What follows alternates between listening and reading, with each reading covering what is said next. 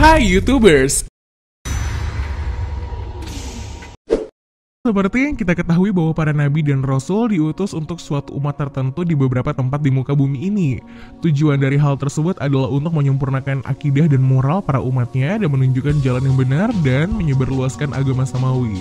Faktanya meskipun sudah wafat ratusan tahun lalu, namun sejak nyata para nabi pilihan Allah SWT masih ada dan tersimpan dengan aman di bumi ini.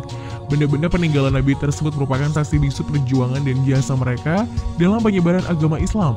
Penemuan yang berhasil diungkap oleh para ilmuwan ini sangat bersejarah dan tidak hanya menggegerkan umat Islam saja, namun juga seluruh dunia.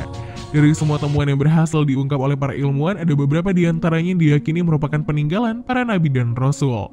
Berikut daftar penemuan yang diyakini sebagai peninggalan para nabi. Kereta Fir'aun.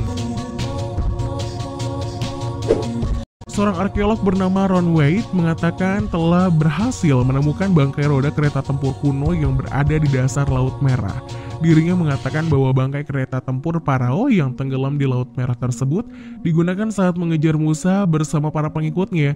Selain itu, bersama para peneliti lain juga menemukan beberapa tulang manusia dan tulang kuda di tempat yang sama. Adanya temuan tulang belulang tersebut memperkuat dugaan bahwa itu merupakan kerangka tulang dari bala tentara Parao yang tenggelam di Laut Merah. Para peneliti menyebutkan bahwa struktur dari kandungan tulang yang ditemukan telah berusia sekitar 3.500 tahun. Sementara kisah pengajaran Nabi Musa juga diperkirakan terjadi dalam kurun waktu yang sama, yaitu sekitar 3.500 tahun lalu.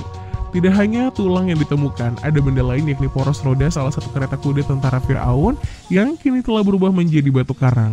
Uniknya, dari beberapa bangkai kereta tadi ditemukan juga sebuah roda yang terdiri dari 4 buah jeruji yang terbuat dari emas.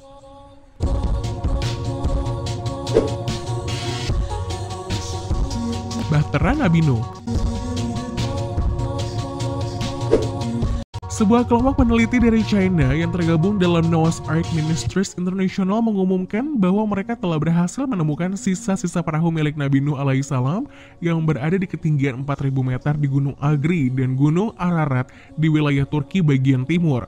Para peneliti pun berhasil masuk ke dalam perahu tersebut dan mengambil foto dari beberapa spesimen yang ada di dalamnya. Setelah diteliti, spesimen yang mereka ambil tersebut berusia sekitar 4.800 tahun dan ini sangat cocok dengan apa yang digambarkan dalam sejarah, yaitu tahun berlayarnya perahu yang dibuat oleh Nabi Nuh alaihissalam. Selain itu, para peneliti yang berjumlah 15 orang ini juga memamerkan sejumlah fosil kapal yang diduga berasal dari kapal Nabi Nuh alaihissalam seperti tambang, paku, dan pecahan kayu. Seorang anggota tim peneliti Kependetaan Internasional Masalah Perahu Nabi Nuh bernama Yong Wing Sheng yang melakukan pencarian tersebut mengatakan bahwa perahu tersebut bukan 100% bisa dinyatakan sebagai perahu Nabi Nuh, tapi kami merasa 99,9% itu merupakan perahu Nabi Nuh.